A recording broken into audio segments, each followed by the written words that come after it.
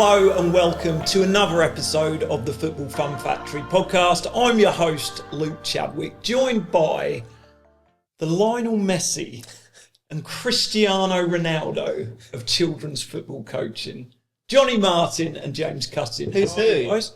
Who's who? You looked at me for Messi. Yeah, you're smaller. Yeah, Messi, More nimble. Ronaldo, Strong. powerhouse, strong, Good looking. powerful, good looking. He's got the lot. Yeah. And me? Small, nimble, Skilled. Yeah, very Yeah. skilled, Yeah. very skilled. So today, guys, we are going to be talking about keeping players and parents happy. A massive part of grassroots football coaching. Huge, yeah. Are you ready for a question? Yeah. Yeah, I look forward to this one. Yeah, should be a good episode. Should be a really good one. So, you've got a 9-a-side team. The perfect number of players for that team is 14. So you've got 14 players in your squad. Then another 2 players have got in contact. They want to join your team. How are you going to deal with that situation, James? I would say that I would include them when there's less players that are available for the weekend. So if we've got a fixture on the weekend, rather than having 7 subs, I think we just have to say that you can train and play when appropriate, and then maybe in the future create a second team. Okay, Jonny? Welcome them aboard and take the full squad. Oh, interesting. The 2 good answers. The reason I'm going to award the point to you, James. Yeah. The reason I'm going to quiz it, because I was a bit surprised at your answer. Really? To it. That looked like the Football Fun Factory, all about Yeah. many children as possible playing football, Yeah. including as many people. So it interested me the fact that you said like you'll include them when you can. I just want to go a little bit deeper into that. So I think it's important to, obviously there's training and there's matches, so you've got an opportunity to include them within the training sessions, and I think include them where possible. I just think when you've got a really large squad of players, then it becomes more difficult at that age group as well. I think it's going to become more difficult, and then there's going to be real frustrations. If you do that, what happens then when another 2 players then want to join the team? Do you then, there's got to be a point where you stop. So would that be for you the cut-off point? Like you've got your squad of 14. That's a perfect. It's already quite a lot of subs, isn't it? You know, if it's a perfect squad size of 14, where everyone's available and everyone's playing, then you've got 5 subs. Whereas if everyone's available, everyone's playing, you've got 7 subs. Of course, you could essentially swap pretty much the whole team over, apart from the goalkeeper maybe or whatever, or as well as the goalie if you wanted to, but essentially it means that people are going to be playing for roughly half a match, and I think that could lead to frustration, especially for those that have been with the team a long time.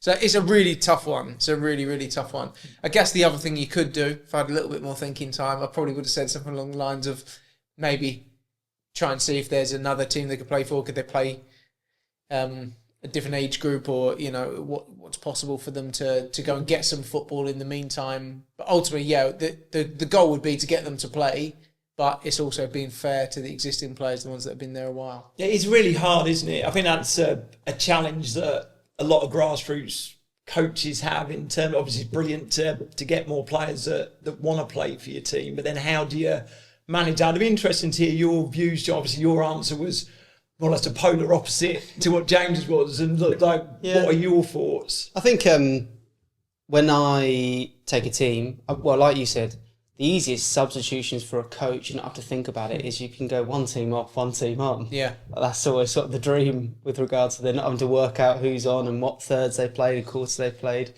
But yeah, obviously trying to get as many children playing the game as possible. It does become difficult when you have got large squads and you don't want to then have people sat on the sidelines for very long. So I think for any coaches listening, try and get like a little mini game going on the side of the pitch whilst the other game's going on. So if you have got 5, 6, 7 subs, then you can play a little 3v3 so they're still getting lots of touches of the ball. If they are then on the bench and watching the game, then try and give them a challenge or a way in which they can then feed back to the other players on the pitch. So it might be they lead a little one-to-one half-time team talk and try and engage them as much as possible, because you want to try and make the experiences as valuable as possible. And that's why I understand your answer completely, James, in that you don't want people there not joining in, not taking part, sat on the sidelines, getting disengaged, and actually then stop playing later down the line. So it is a really tough balance. I think there are ways that you can take big squads to games at those younger age groups, and still involve everyone and make sure they have a good experience. But it is a challenge to try and overcome. Obviously, like the subject of the podcast, keeping players and parents happy, and that's probably the biggest challenge in terms of kids not getting as much game time. And I assume that's a massive reason why. I think in my mind that when you asked that question, I thought maybe made some assumptions in that, and maybe it's partway through the season and 2 new players join it. And if you used to say, if you've got a squad of, I think it was 14, and you've got 5 subs, the chances are that 2 might be unavailable on a certain weekend. You've got 3 subs and everyone gets loads of playing time. In a scenario when then 2 new players, and everyone's kind of used to that, 2 new players join the team, you got an extra 2 subs every game, everyone's going to get less playing time. So it's that shift from, we used to play 3/4 of the match and now we're playing half. That's where people can get upset, and keeping parents happy is probably harder than keeping players happy, I think, sometimes. I think the other thing you can do at grassroots team, if it is at the start of the season, is you can almost send out a rota and say, look, this is the season fixtures, or these are the weekends that we're typically going to play.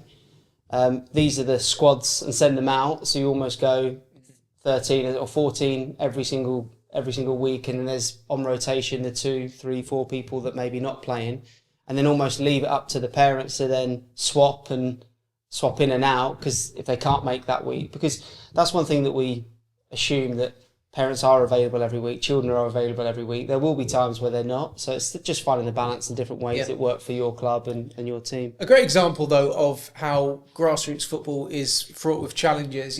People think that quite often the way, a lot of our franchisees, they come on board and they say, the way I got into grassroots football was I took my son or daughter along to a team, and they were short of a coach, and they asked me, and I got roped in, and now I love it. Yeah. That's a familiar story, isn't it? And I think everyone thinks about the coaching, the training sessions, the matches at the weekend, but nobody thinks about the dealing with parents, keeping them happy, making sure everyone's getting enough minutes, making sure everyone's rotating positions, all those kind of things. It's the politics of grassroots football is probably the hardest challenge of it all, really, which is a shame, because everyone gets into it for the coaching, the delivery, and sometimes you spend more time in WhatsApp conversations with parents than you do actually thinking about the sessions that you're delivering. No, it's interesting views, and I think it's a tough question, isn't it? Yeah. I've started you off with a toughie today. Yeah. Are you ready for another one? Ready. I think I'm ready. Okay, here we go. Nobody in your team wants to play in goal.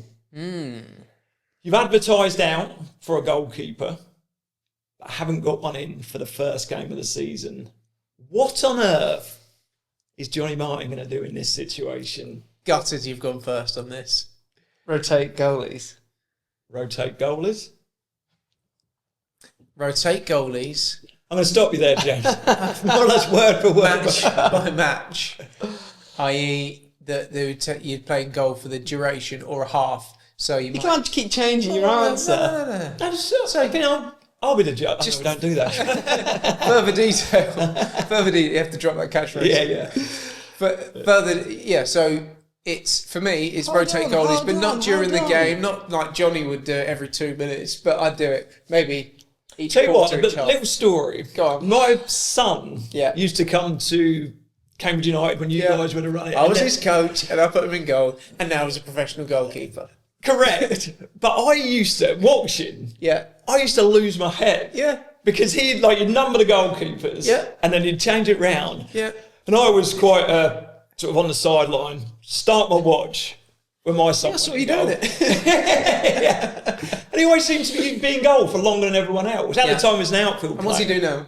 No, and that's what I'm saying. Thank you. Because of you guys, he's now a professional goalkeeper. Yeah, because of my poor timekeeping. Yeah, exactly that. There's so much luck that comes with becoming a professional player.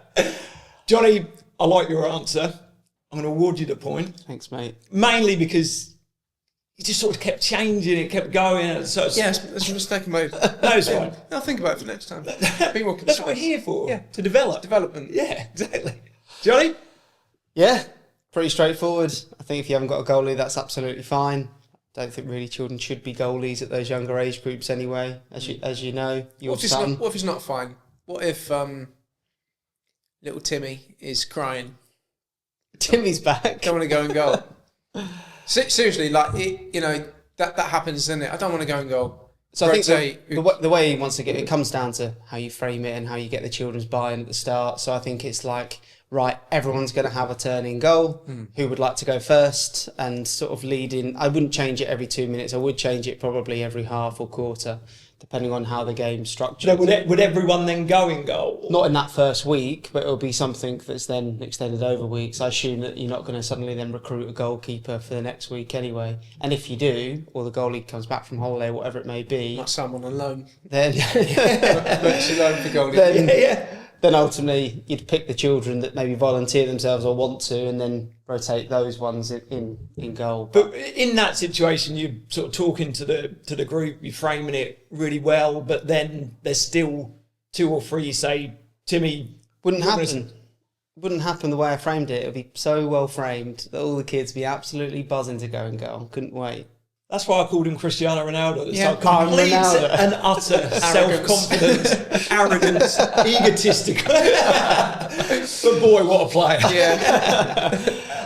I think you can put it in a way that's really positive and exciting for the children, and then you can, like, who's going to step up and be a leader and go first in goal. And there's so many different ways that you can message that to the children that you're working with to really play into the individuals within your group. Some may then step up and want to take that pressure on. Some may like shy away from it, but you can frame it in different ways to lead certain children to go and goal. So, James, when Johnny answered that question, well, but just before he answered, he said, I wish I went first on that one. Yeah. Would your answer have been different and similar to Johnny's, or would it have been the same? I knew what I was going to say. Rotate. It's the obvious answer, isn't it? It's making sure it's fair. Like fair.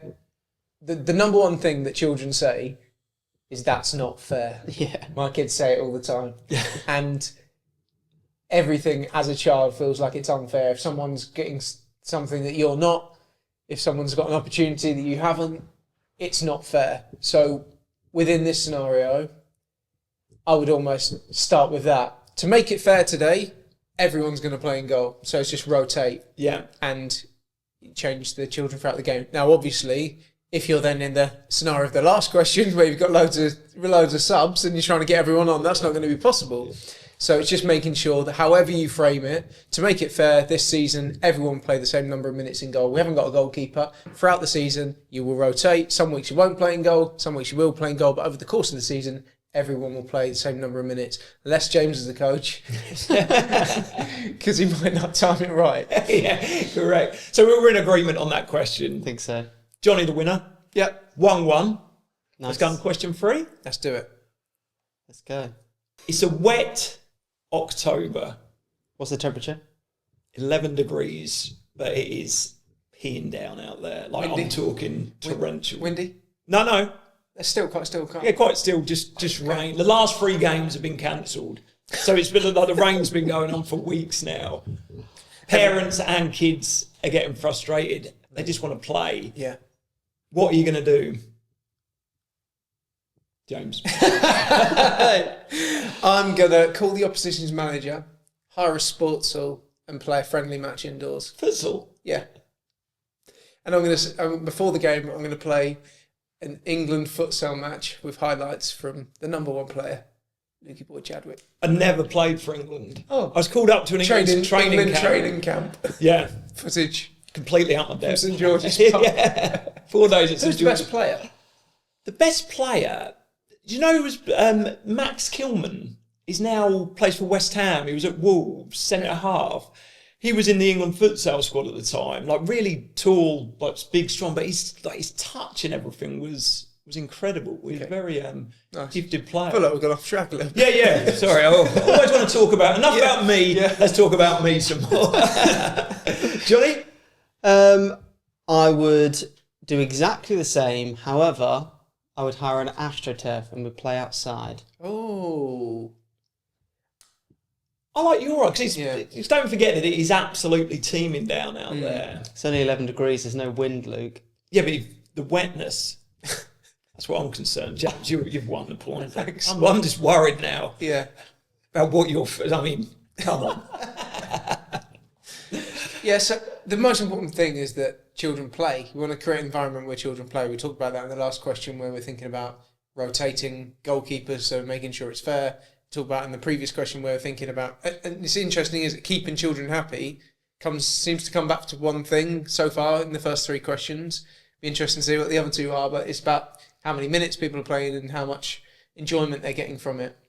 So for me, if we're like, screw the league, who cares like how many points you're getting, it's kids football at the end of the day. We want to make sure these kids are playing. Now the logistics involved in what I've just said might be impractical. The fact that higher sports, that's not the easiest thing to do on a Saturday morning.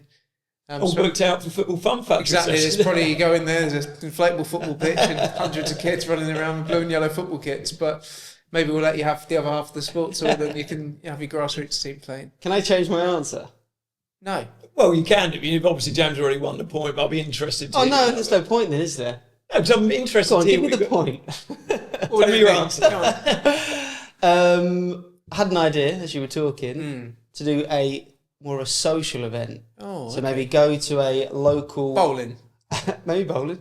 But go to a local professional club and watch their game. It's a lovely idea. I still would have gone with... I mean, what I liked about your answer was... The praise for you. Yeah, exactly. I was mentioning it, but something a little bit different in terms of like getting them inside, playing in a sports or a different environment, a different sort of challenge within that. We have a saying at Football Fun Factory that every challenge is an opportunity. Is an opportunity. And I just think the challenges, matches are getting called off, waterlogged pitch, it happens every year, doesn't it? Whether it comes in October or it comes in February, and whether it's frozen pitches in February or a wet October, there's matches called off and everyone gets really frustrated and annoyed. So I think my number 1 top tip would be to take a really proactive approach with that. What do we do at the point of the season where games, sessions, training gets called off repeatedly, so we can keep the kids playing? Yeah. Or keep the kids involved. And whether that's taking them bowling, taking them to watch the local Cambridge United match, or hiring an indoor sports hall to get a little game of 5-0s going, figure something out so you got that plan B in your pocket. Fantastic. Brilliant. 2-1. I mean, you've got to get this question, really, this next one. Well, it's game show over. Yep, let's go. You sure? You ready? I'm ready. Need a little bit of time? Prepare? I'm ready. Okay.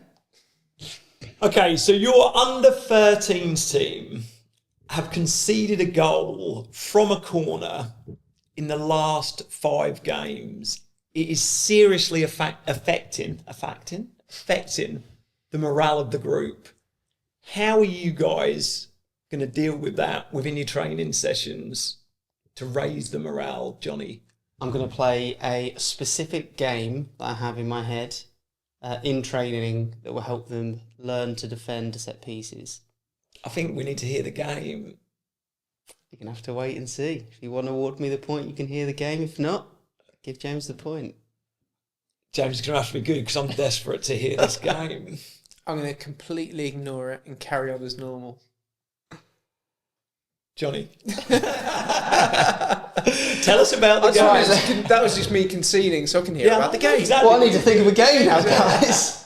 The corner game. I think...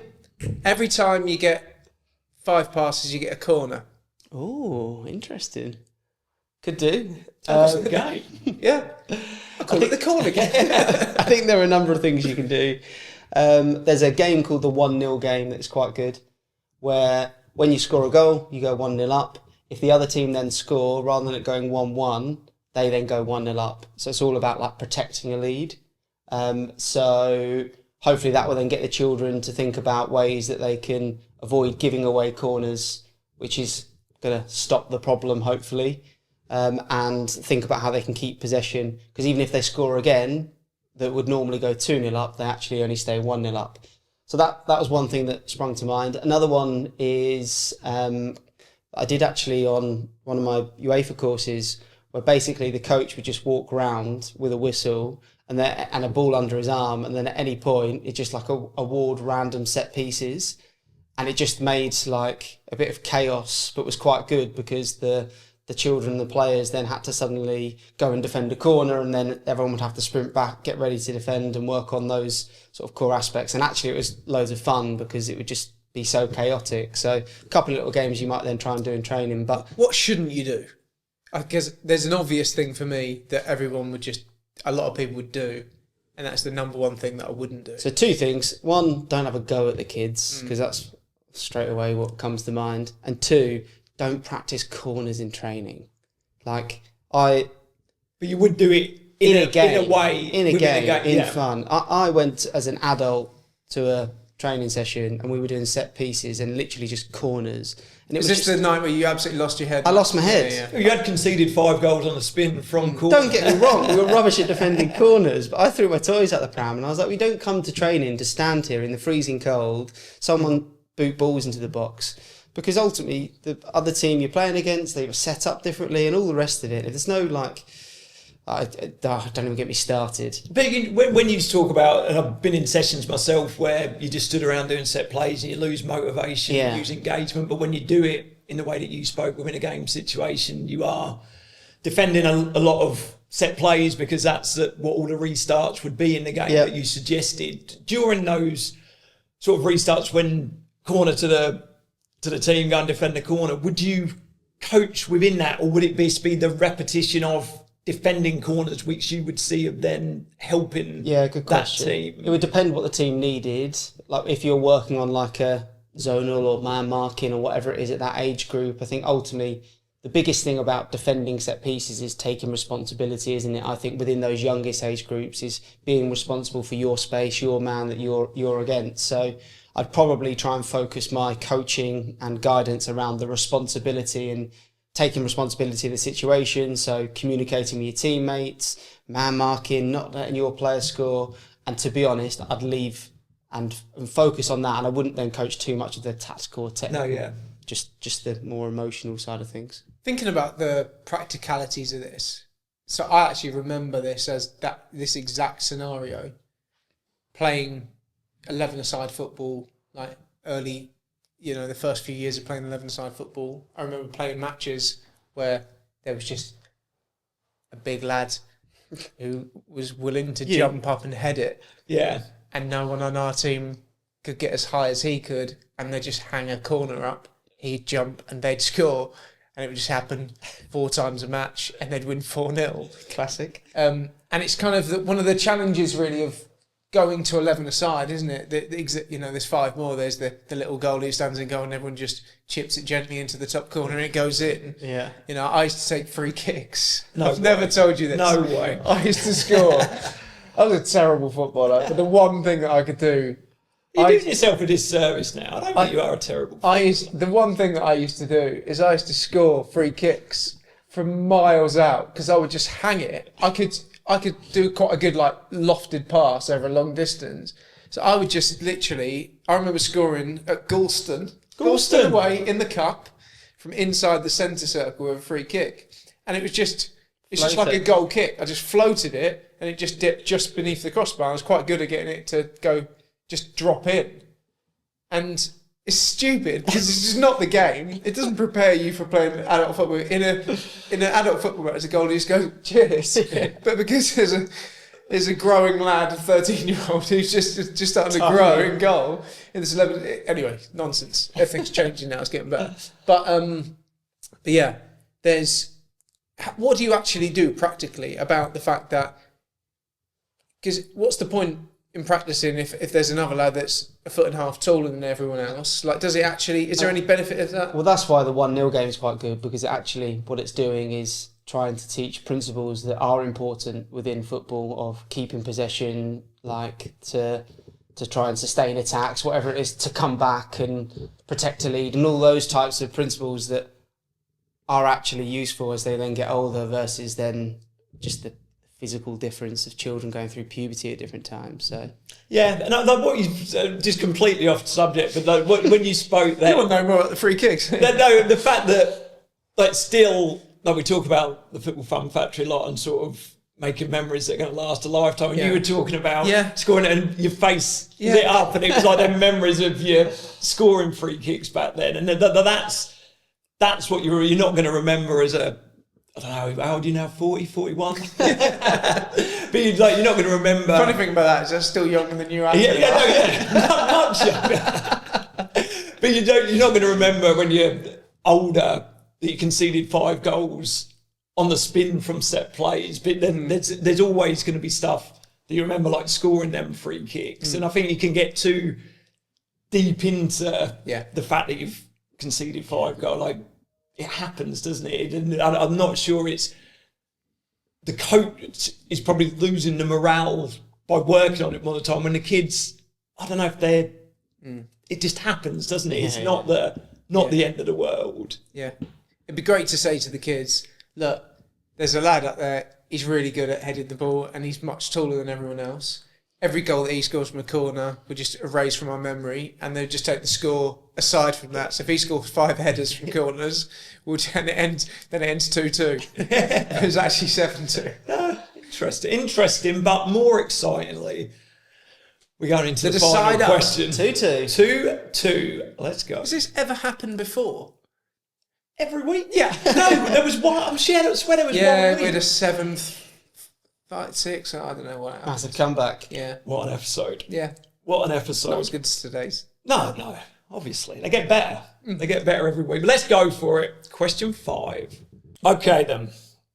There's an unhelpful parent who consistently shouts from the sideline, coaching from the side.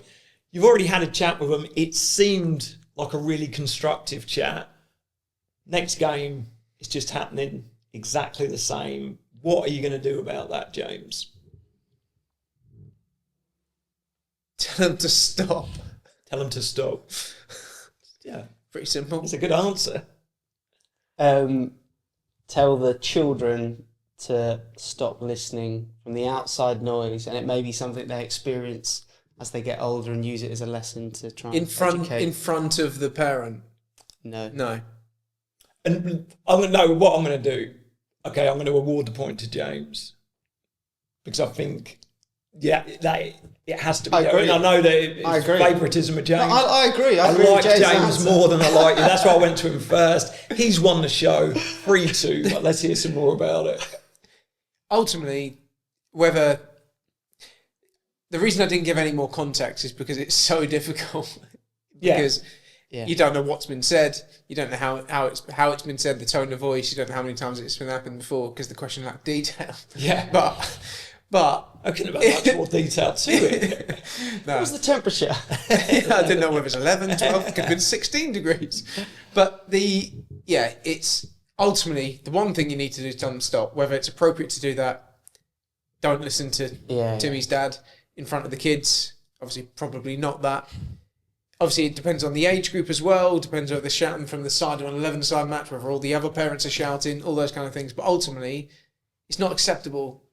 Parents need to be if you've asked them to stop as well. And they've agreed to stop. Yeah. So the other thing is just to remind them, isn't it? So ask them to stop and remind them of the conversation that you'd had. Because it could be that it's just heat of the moment. We all get caught up. We all get caught up in the heat of the moment, don't we? There's little moments where you're just... Like, you've been at a football match in the stands and you shout something and you think, I shouldn't have said that. Or, like, you get the passion of football grabs. It's crazy what the game can do, isn't it? Like, the fantastic people, they're still fantastic people. They get to the side of the football pitch and they just change. There's something about the game, isn't it? But when that happens in children's football, there's something that doesn't sit right within that. Like, you can understand it because it's your pride and joy, the thing that you love more than anything else in the world, running around playing. But the understanding of how that is affecting your own child and other children around them, and it's such a hard situation. It's two things, aren't there? The first thing is the heat and passion of the moment because it's a football match and that's what happens. People get really passionate about it. The second thing is the emotional tie of it's then your kid playing. So if it's your kid that gives the ball away, or if it's your kid that gets fouled, then that's where people jump on that, don't they? And passion takes over. So it's you know, I'm not excusing it, because you absolutely shouldn't be shouting unhelpful things from the sidelines. But ultimately, your job as a coach is to try and manage that situation for the good of the children. Brilliant. Jonny, I assume you would have answered similar if you were up first. Yeah, I think that's the right answer, isn't it? You need to remind the parents, speak to them again and ask them to stop. And especially if the first chat's been so constructive, then you'd like to think the second one, third, if there had to be a fourth, that would be as well. Over time, it's just reminding them. I think if you're unable to do that in the moment and it's not appropriate, then you can use it as an opportunity to try and teach the children about outside noise and stopping to listen to that. So mine was second best answer, but probably the or last best. It depends which way you look at it. I'm a glass half full. No, yeah. I thought you were going to say something different, because I know this has happened in academy football. I personally wouldn't do this, but I've seen coaches do it where they send a child over, and I think this is the wrong thing because it puts the child in a ridiculous situation. But I've seen this. I don't know if you've seen it before, where I've seen a coach send a child over to tell their parent to stop saying something. Yeah, I mean, crazy. That is crazy. But it's I think the thought process behind it was then embarrass the parent, kind of in front of the other parents. But I've using seen that their own child to do that. It's a strange. Yeah, bizarre. Let's move on. Yeah. Bizarre. Fantastic chat, guys. James, massive congratulations on the massive congrats. I've got one last question for you both. Mm-hmm. Fun fact. Let me finish. That's right. Are you ready for a fun fact? Oh, yeah, I'm ready. Okay. As always, I'm going to give you the opportunity to answer it. Okay. There is one football club in world football that have a 100% win ratio against the mighty Barcelona. Do you know what club that is? How many games? I assume it's one game. 4 games. Oh. 4 wins, obviously. I think I saw this the other day. Let you go first. Bayern Munich. Bayern Munich. Interesting.